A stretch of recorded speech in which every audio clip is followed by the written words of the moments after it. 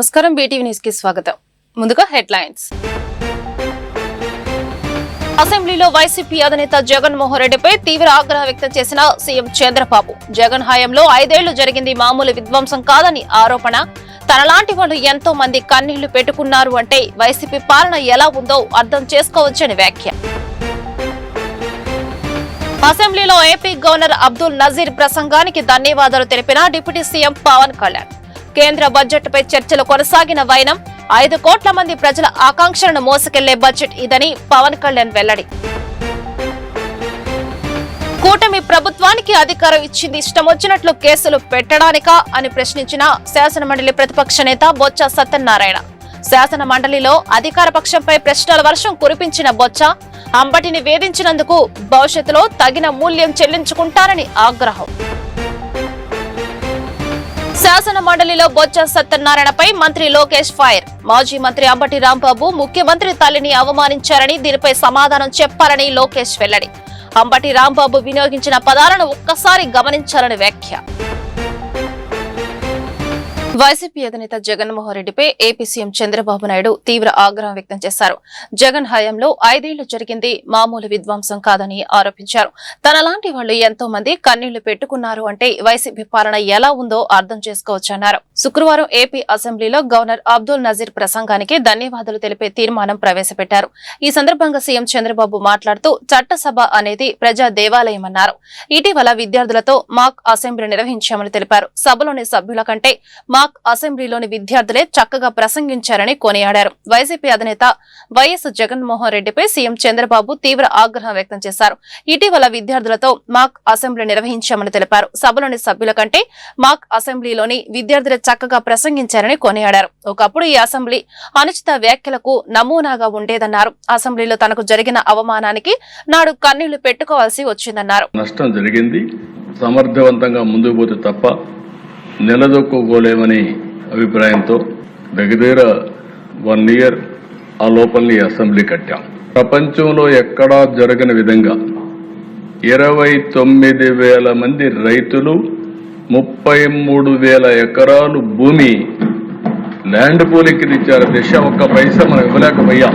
రాజధాని వస్తుంది, మీకు పేరు వస్తుంది, మీకు కూడా భవిష్యత్తులో మెరుగైనటువంటి ఆదాయం వస్తుందని ఒక్క మాట చెప్తే నమ్మిచ్చారు. దిశ 13.5% గ్రోత్ రేట్ చూపించాం. అదే టెంపోగాని కంటిన్యూ అయింటే ఈరోజు కొంతవరకు రికవర్ అయ్యేవాళ్ళం. 1924 విధ్వంసం మామూలు విధ్వంసం కాదు. దిశ నాలాంటి వాడు కుంగిపోయి కళ్ళ నీళ్లు పెట్టుకున్నానంటే నాలాంటి వాళ్ళు ఈ రాష్ట్రంలో ఎంతమంది సఫర్ అయ్యారో మనందరం గుర్తుపెట్టుకోవాల్సిన అవసరం ఉంది. కడాను నాకు నోటీస్ ఇవ్వకుండా నన్నే అరెస్ట్ చేయడం. పవన్ కళ్యాణ్ గారు విశాఖపట్నం వెళ్తే ఆయన దిగనీయకుండా తిరిగి హోటల్లో ఉంటే బలవంతంగా పంపించడం. అలాంటి నాయకులు ఇప్పుడు నీతిని మాట్లాడే పరిస్థితికి వచ్చారు. ప్రజలను దృష్టిలో పెట్టుకొని చేస్తాం తప్ప నాయకుల్ని పార్టీల్ని దృష్టిలో పెట్టుకొని కాదని మరొక్కసారి మీ ద్వారా ప్రజలందరికీ విజ్ఞప్తి చేస్తున్నారు. ఆ రోజు మేము ఒకటే నిర్ణయించుకున్నాం. రాష్ట్రానికి తీవ్రమైన అన్యాయం జరిగింది. అందరం కలిసి ఒక సంకల్పంతో ముందుకు పోతే తప్ప రాష్ట్రాన్ని పునర్నిర్మాణం చేయలేం అనే ఏకైక సంకల్పంతో ఆలోచించాం. ఏది ఏమైనా ప్రభుత్వ వ్యతిరేక ఓటు ఒకటి కూడా డివైడ్ కావడానికి వీల్లేదు. మేము పొత్తు పెట్టుకుంటామని చెప్పిన వ్యక్తి పవన్ కళ్యాణ్ గారు అని చెప్పడానికి ఆ తర్వాత బీజేపీ అందరం కూడా కలిసి ఎన్డీఏ కూటమిగా ఏర్పాటు చేశాం. తెలుగుదేశం పార్టీ ఎన్నో విజయాలను చూశాం. కానీ 2024లో స్ట్రైక్ రేట్ మీరు చూస్తే 94% దేశ చరిత్రలో మొట్టమొదటిసారిగా ఇంత పెద్ద ఎత్తున అభ్యర్థులు గెలిచింది. అసెంబ్లీలో ఏపీ గవర్నర్ అబ్దుల్ నజీర్ ప్రసంగానికి ధన్యవాదాలు తెలిపే కార్యక్రమం జరిగింది. ఈ కార్యక్రమంలో డిప్యూటీ సీఎం పవన్ కళ్యాణ్ పాల్గొని గవర్నర్ కు ధన్యవాదాలు తెలిపారు. అనంతరం కేంద్ర బడ్జెట్ పై చర్చలు కొనసాగాయి. 5 కోట్ల మంది ప్రజల ఆకాంక్షలను మోసుకెళ్లే బడ్జెట్ ఇదని పవన్ కళ్యాణ్ అన్నారు.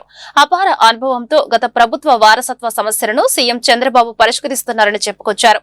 మరో 3 నెలల్లో కూటమి ప్రభుత్వం 2 ఏళ్లు పూర్తి చేసుకుంటుందని తెలిపారు. ఈ సందర్భంగా ప్రధానమంత్రి నరేంద్ర మోదీని ప్రశంసించారు. నీలో సాహసం ఉంటే దేశం అంధకారంలో ఉంటుందా అని కవి శేషేంద్ర చెప్పిన కవితను మోదీని ఉద్దేశించి కొనియాడారు పవన్ కళ్యాణ్. హుందాగా ఈ గౌరవ చట్టసభను నడుపుతున్న మీ విధి విధానాలకి, అలాగే చట్టసభలో సమయ పాలనను పాటిస్తూ సభ్యులందరూ ఎంతో హుందాగా, ఎంతో గౌరవప్రదంగా ప్రజా సమస్యల్ని, వాటి పరిష్కార మార్గాలను వెతకాలని మా అందరికీ మీ అపారమైన అనుభవంతో దిశానిర్దేశకత్వం చేస్తున్న మీకు జనసేన పార్టీ తరపు నుంచి, మా ఎన్డీఏ కూటమి తరపు నుంచి నా హృదయపూర్వక నమస్కారం, కృతజ్ఞత. సాంకేతికంగా ఇది 3వ బడ్జెట్ సమావేశం అయినప్పటికీ పూర్తి స్థాయి బడ్జెట్ సమావేశంగా ఇది 2వది.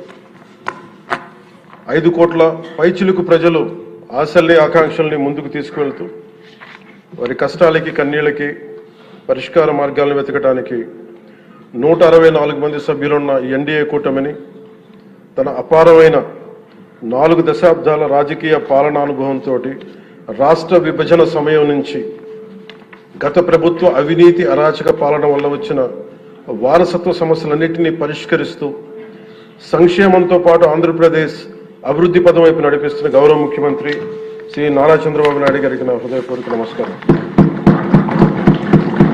మంత్రివర్గ సహచరులకి, తోటి శాసనసభ్యులకి నమస్కరిస్తాను. ఇంకో 3 నెలల్లో 2 సంవత్సరాల పాలనని పూర్తి చేసుకోబోతున్న ఎన్డీఏ ప్రభుత్వం చాలా కాల పరీక్షలను తట్టుకొని ఒక అరాచక పాలన ఎదుర్కొని ఎన్నికల సమరంలో విజేతగా నిలబడింది. మనల్ని గెలిపించి ఈ నేలకి సేవ చేసిన భాగ్యం కలిగించినందుకు 5 కోట్ల రాష్ట్ర ప్రజలకు కృతజ్ఞత చేతులెత్తి నమస్కరిస్తున్నాను. రాష్ట్ర ప్రజలకి అండగా నిలబడుతున్న టీడీపీ, బీజేపీ, జనసేన పార్టీల నాయకులకి, కార్యకర్తలకు కూడా నా నమస్కరిస్తున్నాను. నీలో సాహసం ఉంటే దేశం అంధకారంలో ఉంటుందా అని కవి శేషేంద్ర గారు రాసిన వాక్యానికి నిలువెత్తు ప్రతిరూపం భారతదేశ గౌరవ ప్రధానమంత్రి శ్రీ నరేంద్ర మోదీ గారు. వారు అందిస్తున్న సహకారానికి ఎన్డీఏ కూటమి తరపున, ఆంధ్రప్రదేశ్ రాష్ట్ర ప్రజల తరపున నా హృదయపూర్వక ధన్యవాదాలు తెలియజేస్తున్నాను. ఆంధ్రప్రదేశ్ రాష్ట్ర ప్రథమ పౌరులు, రాజ్యాంగ సంరక్షకులు, రాజ్యాధినేత కూటమి ప్రభుత్వానికి అధికారం ఇచ్చింది ఇష్టం వచ్చినట్లు కేసులు పెట్టడానికా అని ప్రశ్నించారు శాసన మండలి ప్రతిపక్ష నేత బొత్స సత్యనారాయణ. ఈ రోజు శాసన మండలిలో అధికార పక్షంపై బొత్స ప్రశ్నల వర్షం కురిపించారు. అంబటి రాంబాబుపై దాడి చేస్తే ఆయన కొన్ని మాటలు అన్నారు. ఆ తర్వాత అంబటి రాంబాబు తన వ్యాఖ్యలపై పశ్చాత్తాపం వ్యక్తం చేశారు. అంబటి రాంబాబు విఘ్నత కలిగిన వ్యక్తి, అందుకైనా క్షమాపణ చెప్పారు. అంబటిని వేధించినందుకు భవిష్యత్తులో తగిన మూల్యం చెల్లించుకుంటారని బొత్స అన్నారు. ప్రజాస్వామ్యంలో దాడులు చేయడం తప్పు కాదా అని ఆయన ప్రశ్నించారు. మరో మాజీ మంత్రి ఇంటి మీద పెట్రోల్ బాంబులు వేశారన్నారు. రాజకీయాల్లో మహిళలను తీసుకువచ్చి మైలేజ్ కోసం చూస్తున్నారని చెప్పుకొచ్చారు. ఆయన ఇచ్చారు కాబట్టి రాంబాబు గారిని, రాంబాబు గారి పేరు చెప్తాను సార్. వారు ఇన్సిడెంట్ ఆయన మీద దాడి చేసి ఆయన అదే పద్యాలతో ఆయన దూషిస్తే ఆ ప్రెసిడెన్స్లో ఆయన వచ్చి మాట్లాడి మళ్ళీ వెంటనే వితిన్ 3 నిమిషాలు రిలైజ్ అయ్యి నేను అనకూడదు, తప్పైంది, క్షమించండి, నా వయసుకి సాంప్రదాయం కాదు, నా వయసుకి మాట్లాడకూడదు, నేను దాన్ని విత్డ్రా చేసుకుంటాను, క్షమించండి అని చెప్పి ఆయన చెప్పాడు. ఆయన వ్యక్తి కాబట్టి ఆయన వచ్చి చెప్పాడు. ఆయన బట్టి ఆయనే ఎవరు ఆయనేమి పేరు చూపట్టక ముందే ఆయన చెప్పాడు. దయచేసి అది కూడా ఆలోచించండి. అలాంటి వ్యక్తి మీద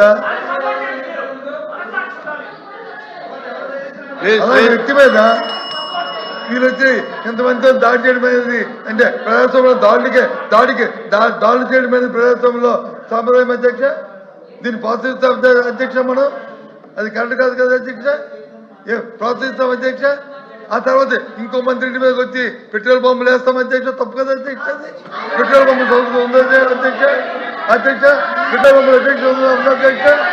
ఆ పెట్రోల్ బాంబులు వేస్తే అధ్యక్ష సాంప్రదాయం అధ్యక్ష.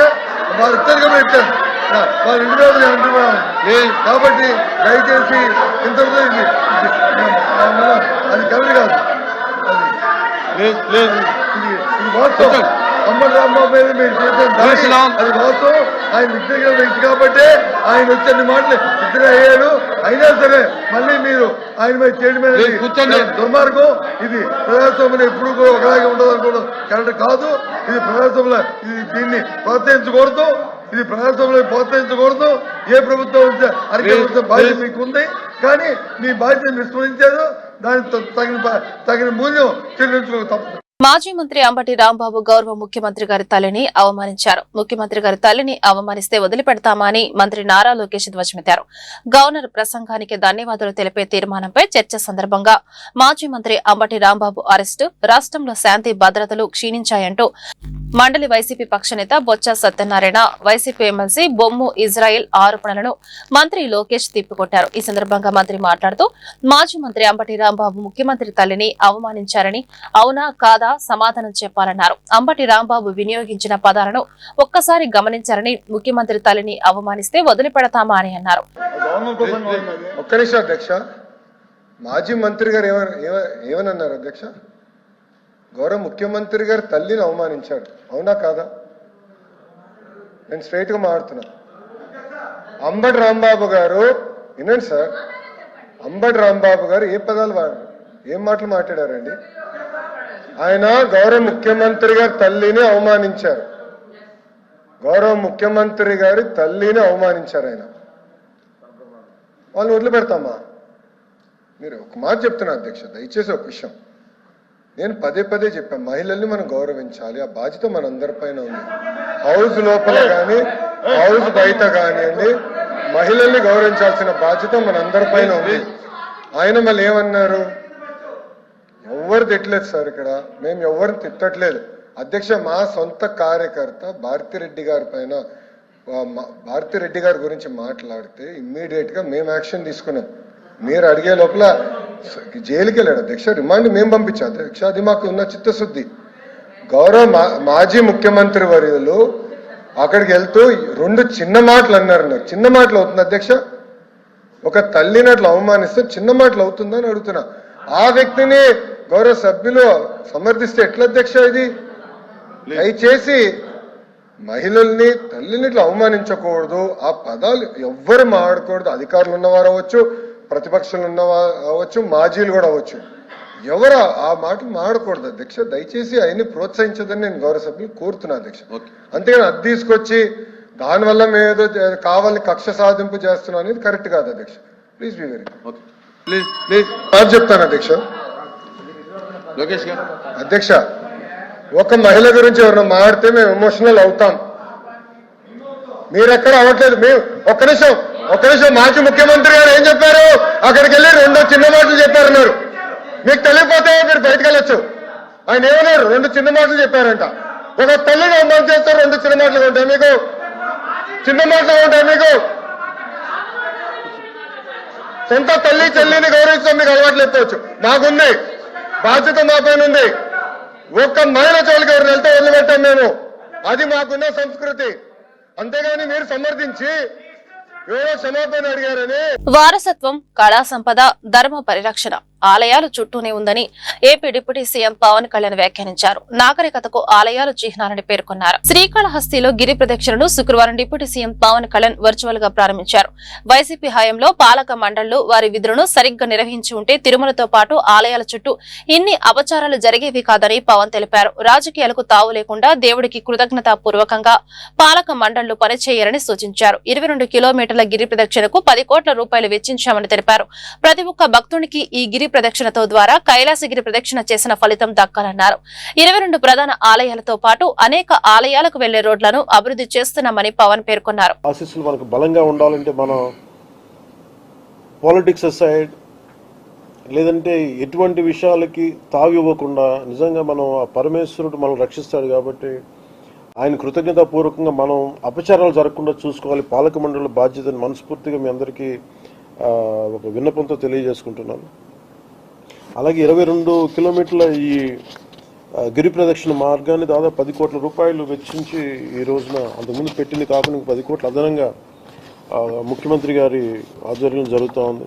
అలాగే దీన్ని మొత్తం రెండు వైపు భవిష్యత్తులో బాగా చక్కగా మన పచ్చదనం ఉండేలాగా మొక్కలు నాటే కార్యక్రమాన్ని కూడా శివరాత్రి బ్రహ్మోత్సవాల అనంతరం శ్రీకారం చుట్టబోతున్నాం. శ్రీకాళహస్తి గిరి ప్రదక్షిణ ద్వారా ప్రతి భక్తుడికి ప్రతి భక్తురాలికి కైలాసగిరి ప్రదక్షిణ చేసిన పుణ్యఫలం దక్కాలని మనస్ఫూర్తిగా ఈ సందర్భంగా నేను కోరుకుంటున్నాను. గౌరవ ప్రధానమంత్రి శ్రీ నరేంద్ర మోదీ గారి మార్గనిర్దేశకత్వంలో చంద్రబాబు నాయుడు గారి నాయకత్వంలో కూటమి ప్రభుత్వం అధికారం చేపట్టిన నాటి నుంచి ప్రతి అడుగులో కూడా మన ధర్మ పరిరక్షణకి కృషి చేస్తూ ఆలయాలకు వెళ్ళే రోడ్లను అభివృద్ధి చేస్తాం. ఇందాక మనం రామనారాయణ రెడ్డి గారు చెప్పినట్టుగా అసలు ఏజెన్సీ ప్రాంతాల్లో కూడా భక్తులు కోరుకుంటే అక్కడ ఆలయాలు నిర్మించాలని చాలా గొప్ప సంకల్పం అది. దాన్ని ముందుకు తీసుకెళ్తున్నందుకు మనస్ఫూర్తిగా మనసావాచ వారికి నేను కృతజ్ఞతలు తెలియజేసుకుంటా ఉన్నాను. అలాగే చాలా సందర్భాల్లో కొన్ని గుళ్ళకి నేను ప్రత్యేకించి వారికి దృష్టికి తీసుకొచ్చినప్పుడు, ఉదాహరణకి ఐఎస్ జగన్నాథపురం లక్ష్మీనరసింహస్వామి వారి క్షేత్రానికి కొండపైకి వెళ్లారు, ఘాట్ రోడ్డుకి 3,70,00,000 నేరాడి ప్రాజెక్టు గుండ్రేవుల ప్రాజెక్టుల పురోగతిపై వైసీపీ సభ్యులు అడిగిన ప్రశ్నలకు మంత్రి నిమ్మల రామానాయుడు సమాధానం చెప్పారు. శ్రీకాకుళం జిల్లాలో వంశాధార నది నుండి 34 టీఎంసీల నీటిని వినియోగించుకునేలా నేరాడి బ్యారేజ్ను రూపొందించడం జరిగిందన్నారు. నేరాడి బ్యారేజ్ కి సంబంధించి ఒడిశా రాష్ట్రంతో ఉన్న వివాదాన్ని సాధ్యమైనంత త్వరగా పరిష్కరించేందుకు కూటమి ప్రభుత్వం ప్రయత్నిస్తుందన్నారు. ఒడిశా రాష్ట్రంతో వివాదాన్ని పరిష్కరించేలా ఇటీవల సీఎం చంద్రబాబు కేంద్ర జలశక్తి మంత్రిని కలిశారన్నారు. నేరాడి బ్యారేజ్ నిర్మాణాన్ని ప్రారంభించడానికి వీలుగా ట్రిబ్యునల్ తీర్పును త్వరగా అధికారిక గెజెట్ లో ప్రచురించేలా చర్యలు తీసుకోవాలని జలశక్తి మంత్రిని కోరడమైందన్నారు. కర్ణాటక, తెలంగాణ రాష్ట్రాల సమ్మతి తీసుకునేలా కూటమి ప్రభుత్వం పనిచేస్తుందని చెప్పుకొచ్చారు. గుండ్రేవుల రిజర్వాయరు సుంకేసులకు 16 కిలోమీటర్ల ఎగువన 20.15 టీఎంసీల కెపాసిటీతో దీన్ని ప్రతిపాదించడం జరిగింది అధ్యక్ష.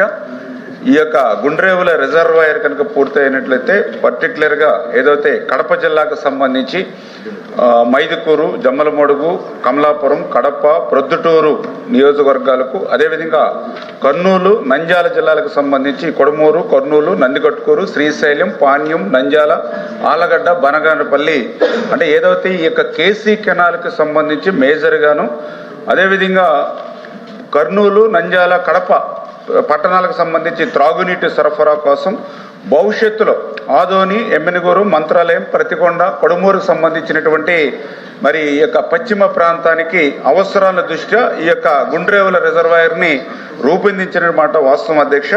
దీనికోసం 2019 ఫిబ్రవరిలో 2,890 కోట్ల రూపాయలతోటి ఆ రోజునటువంటి తెలుగుదేశం ప్రభుత్వం దీనికి అనుమతులు మంజూరు చేసి నిధులు కేటాయించడం జరిగింది అధ్యక్ష.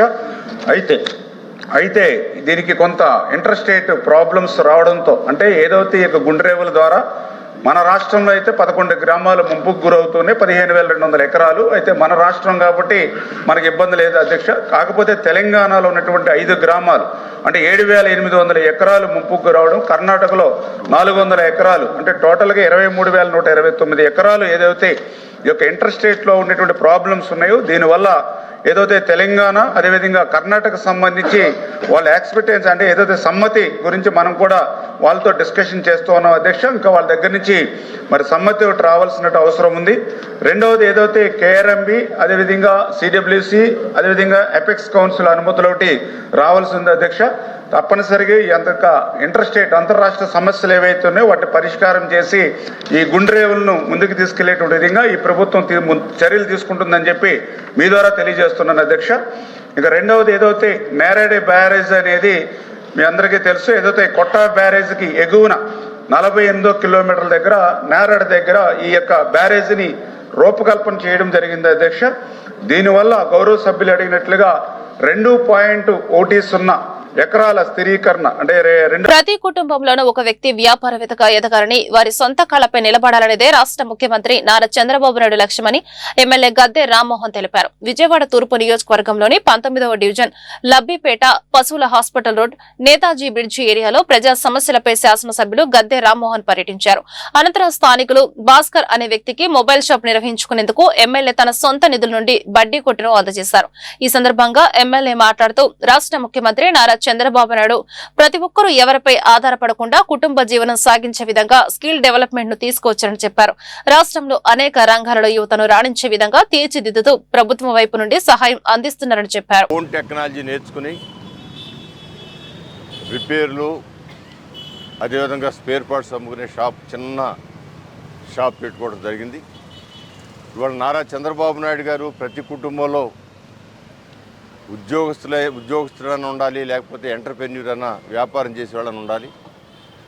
దానికోసం స్కిల్ డెవలప్మెంట్ అనే కార్యక్రమం ద్వారా అనేక మందికి టాపీ మేస్త్రి దగ్గర నుంచి ఫోన్ టెక్నాలజీ కాడి నుంచి ఇంకా అనేకమైన పనుల్లో అది వారి స్కిల్ని పెంచి వారి కాళ్ళ మీద వాళ్ళు నిలబడే విధంగా అవసరమైతే వాళ్ళకి ఫైనాన్స్ సదుపాయం కూడా కల్పించి అటు బ్యాంకు ద్వారా కానీ లేదా ప్రభుత్వం ద్వారా ఫైనాన్స్ కూడా కల్పించి వాళ్ళని ఒక వ్యాపారవేత్తగా చేయాలి, వాళ్ళ దగ్గర నలుగురు పనిచేసేటట్టుగా ఉండాలన్న ఆలోచనతో ఉన్న ఈ సందర్భంలో భాస్కర్ అనే యువకుడు వాళ్ళ మామగారు రమణ గారు మరి ఇక్కడ ఒక చిన్న షాప్ లాగా ఏర్పాటు చేసుకుని మరి అక్కడ ఫోన్లు బాగు చేయడం వాళ్ళు. ఎందుకంటే ప్రతి ఇంట్లో ఒక్కొక్కళ్ళ జేబులో 2 ఫోన్లు ఉన్నాయి, మనిషికి 2 ఫోన్లు ఉన్నాయి మినిమం. యావరేజ్ చూసుకున్నా ఒక ఫోన్ కంపల్సరీగా ఉన్నాయి. మరి దానికి ఫోను చెడిపోగానే ఫోన్ మార్చగలిగే వాళ్ళు ఉంటారు, అదే రిపేర్ చేయించుకుని వాడుకునే వాళ్ళు ఉంటారు. మరి చిన్న వాళ్ళు రిపేర్ చేయించుకునే వాళ్ళకి ఇది ఆ రిపేర్ చేసే మనుషుల ద్వారా చాలా ఇబ్బంది. తూర్పు నియోజకవర్గం 19 డివిజన్ పోలీస్ క్వార్టర్స్ ఏరియాలో ఈరోజు భాస్కర్ అనే ఒక వ్యక్తికి విజయవాడ తూర్పు నియోజకవర్గ శాసనసభ్యులు గద్దె రామ్మోహన్ గారి ద్వారా ఈరోజు రాష్ట్ర ప్రభుత్వం ప్రతిష్టాత్మకంగా చేపట్టినటువంటి ఈ కార్యక్రమాన్ని మనం ఇక్కడ ప్రారంభించడం. సో స్కిల్ డెవలప్మెంట్ ద్వారా వాళ్ళలో ఉన్న నైపుణ్యాన్ని గుర్తించి వాళ్ళకి శిక్షణ ఇవ్వటం ద్వారా వాళ్ళ యొక్క ఆర్థిక స్థితిగతులను మెరుగుపరచవచ్చు, అలాగే వాళ్ళ కుటుంబాన్ని బాగు చేయొచ్చు అనే ఒక ఉద్దేశంతో నారా చంద్రబాబు నాయుడు గారు తీసుకున్నటువంటి కార్యక్రమం ఏదైతే ఉందో అది ప్రతి ఇంట్లో కూడా ఒక మనిషి, ఒక కామన్ మ్యాన్ ఎంటర్ప్రెన్యూర్ అవ్వాలి. వాళ్ళు కూడా ఆర్థికంగా పటిష్టం అవ్వాలంటే ఖచ్చితంగా వాళ్ళలో ఉన్న నైపుణ్యాన్ని గుర్తించి వాళ్ళకి ఆ శిక్షణ ద్వారా మాత్రమే ఇది సాధ్యపడుతుందని చెప్పేసి రాష్ట్ర ప్రభుత్వం ప్రతిష్టాత్మకంగా తీసుకొని ప్రతి ఇంట్లో కూడా వెలుగులో నింపాలనే ఉద్దేశంతో ఈ యొక్క కార్యక్రమాన్ని చేపట్టడం, దాన్ని తూర్పు నియోజకవర్గ శాసనసభ్యులు గద్దె రామ్మోహన్ గారి చేతుల మీదుగా మనం ఈరోజు ప్రారంభించుకోవటం, ఆ కుటుంబంలో కూడా వెలుగులు చూడటం అనేది మనం చూస్తూ ఉన్నాం. ఇది ఈరోజు ప్రారంభమైనటువంటిది కాదు, కొన్ని వందల వేల మందిని మన తూర్పు నియోజకవర్గంలో ఉన్నటువంటి ఏ డివిజన్లో మనం చూసినా కానీ మనకి తూర్పు నియోజకవర్గ శాసనసభ్యులు గద్దె రామ్మోహన్ రావు గారు ఈ కార్యక్రమాన్ని ఎప్పటి నుంచినో ప్రారంభించడం, కొన్ని వందల వేల మంది జీవితాల్లో వెలుగులు నింపడం అనేది మనం చూస్తూ ఉన్నాం.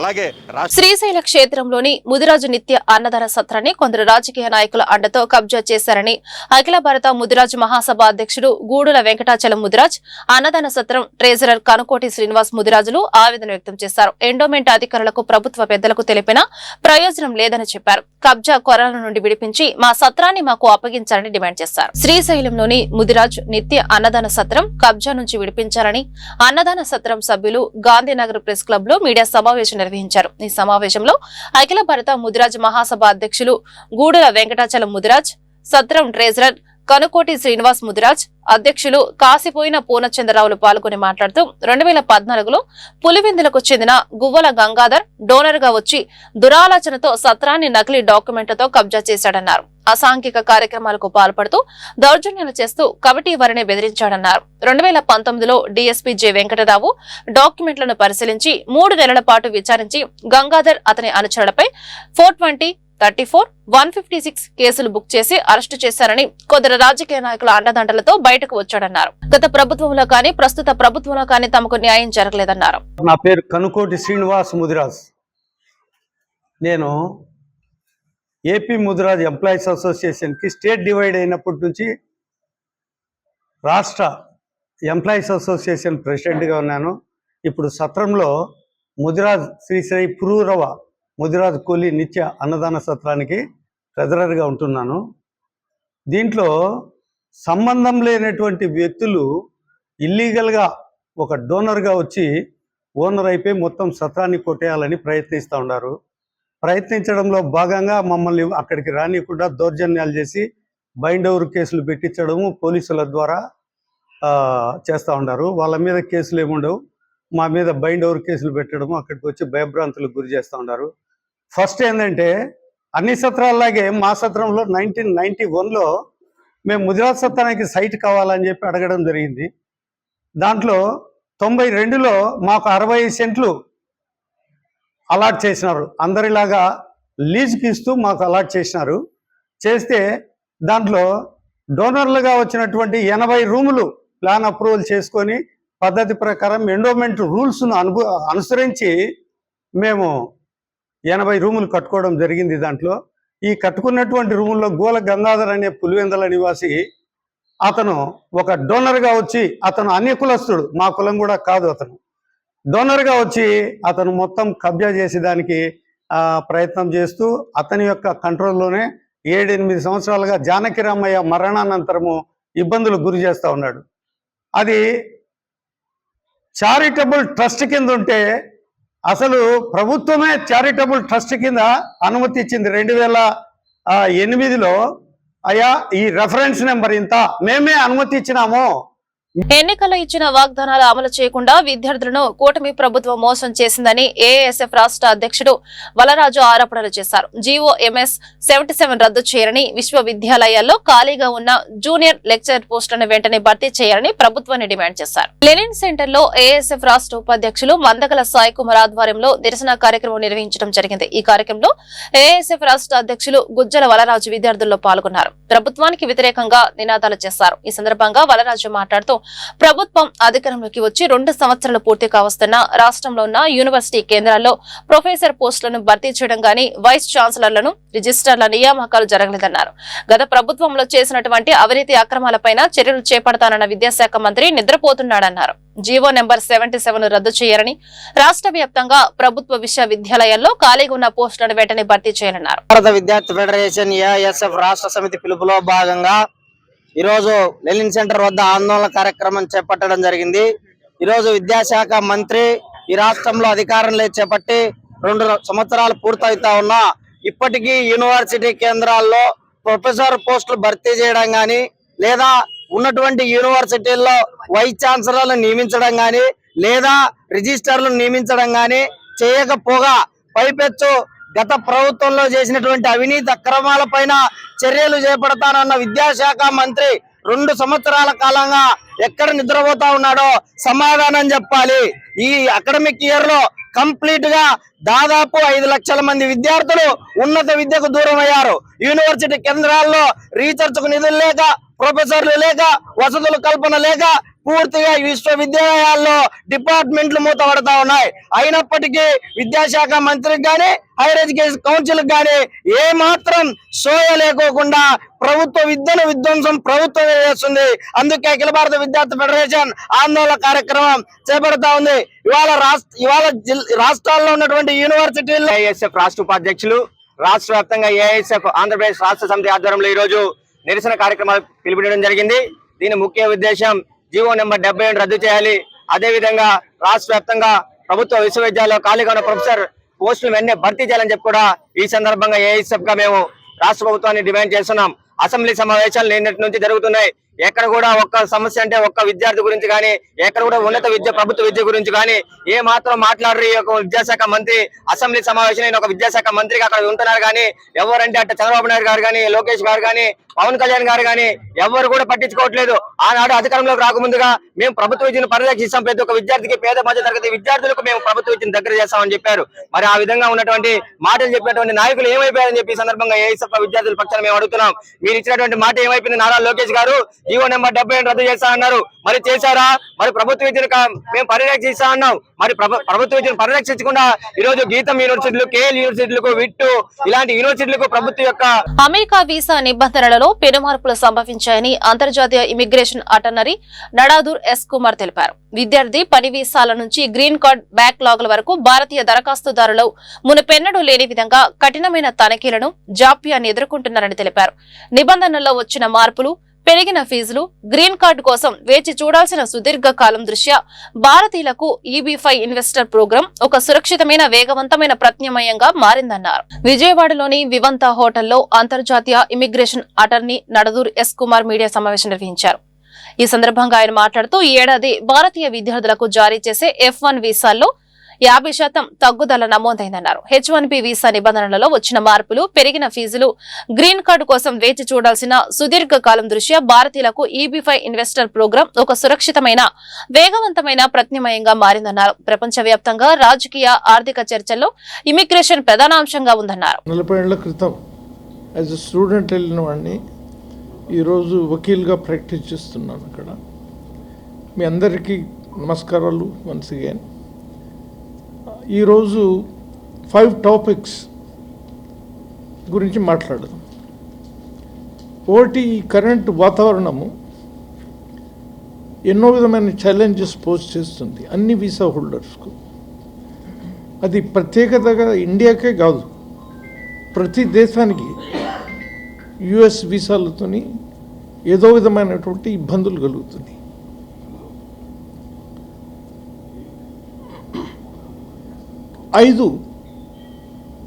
ఐదులో 3 విషయాలు మన ఇండియన్స్ మోస్ట్లీ అక్కడ స్టూడెంట్స్ గానో ఏదో వస్తారన్నమాట. అన్ని కేటగిరీస్ని కవర్ చేస్తాను. సమీపంగా ఇండో-US ట్రేడ్ అనే ఒక ఒప్పందాన్ని జారీ చేశారు. ఆ ఒప్పందం వల్ల అందరికీ లాభం కలుగుతుందని మా ఆశ. ట్రిలియన్స్ ఆఫ్ డాలర్స్ ఎకానమీ పెరుగుతుందని, మన కొంచెం వెనకబడి ఉన్న ఇండస్ట్రీస్ మీదకి వస్తాయని, textile and so on. So ఈ ట్రేడ్ ఒప్పందం వల్ల it's a win win. Both అమెరికాకు మనకు లాభం దొరుకుతుందని నా ఉద్దేశం. నాకు అనిపిస్తుందట. ఇప్పుడు ఇండియన్ స్టూడెంట్ని చూస్తే మోస్ట్లీ F1 వీసాలో స్టూడెంట్గా అక్కడికి వాళ్ళ యాత్ర ప్రయాణం చేస్తారు. నన్నే అనుకోండి, నేనే F1 వీసాలో వెళ్ళినాను. సో F1 వీసాలో అనేక విధమైన ఇబ్బందులు కలుగుతున్నాయి. ఇప్పుడు ఒకటి, వీసా అపాయింట్మెంట్ దొరకడానికి సమీపం వరకు చాలా టైం అవుతుండే. ఇప్పుడు చాలా వరకు ఇంప్రూవ్ అయిపోయింది. 6 వారాల్లోనే దొరికిపోతుంది. కానీ ఒకవేళ అక్కడ ఇంటర్వ్యూకి వెళ్ళిన తర్వాత ఎన్ని కేసులు రిజెక్షన్ అవుతున్నాయని చూస్తే దానికి ఒక్కటే జవాబు. యుఎస్లో ఏ యూనివర్సిటీస్లో అప్లై చేస్తారో. వార్తలు ముగించే ముందు హెడ్లైన్స్ మరొకసారి. అసెంబ్లీలో వైసీపీ అధినేత జగన్మోహన్ రెడ్డిపై తీవ్ర ఆగ్రహం వ్యక్తం చేసిన సీఎం చంద్రబాబు. జగన్ హయాంలో 5 ఏళ్లు జరిగింది మామూలు విధ్వంసం కాదని ఆరోపణ. తనలాంటి వాళ్ళు ఎంతో మంది కన్నీళ్లు పెట్టుకున్నారు అంటే వైసీపీ పాలన ఎలా ఉందో అర్థం చేసుకోవచ్చని వ్యాఖ్య. అసెంబ్లీలో ఏపీ గవర్నర్ అబ్దుల్ నజీర్ ప్రసంగానికి ధన్యవాదాలు తెలిపిన డిప్యూటీ సీఎం పవన్ కళ్యాణ్. కేంద్ర బడ్జెట్ పై చర్చలు కొనసాగిన వైనం. 5 కోట్ల మంది ప్రజల ఆకాంక్షలను మోసుకెళ్లే బడ్జెట్ ఇదని పవన్ కళ్యాణ్ వెల్లడి. కూటమి ప్రభుత్వానికి అధికారం ఇచ్చింది ఇష్టం వచ్చినట్లు కేసులు పెట్టడానికా అని ప్రశ్నించిన శాసనమండలి ప్రతిపక్ష నేత బొత్స సత్యనారాయణ. శాసన మండలిలో అధికార పక్షంపై ప్రశ్నల వర్షం కురిపించిన బొత్స అంబటిని వేధించినందుకు భవిష్యత్తులో తగిన మూల్యం చెల్లించుకుంటారని ఆగ్రహం. శాసన మండలిలో బొత్స సత్యనారాయణపై మంత్రి లోకేష్ ఫైర్. మాజీ మంత్రి అంబటి రాంబాబు ముఖ్యమంత్రి తల్లిని అవమానించారని, దీనిపై సమాధానం చెప్పాలని లోకేష్ వెల్లడి. అంబటి రాంబాబు వినియోగించిన పదాలను ఒక్కసారి గమనించాలని వ్యాఖ్య.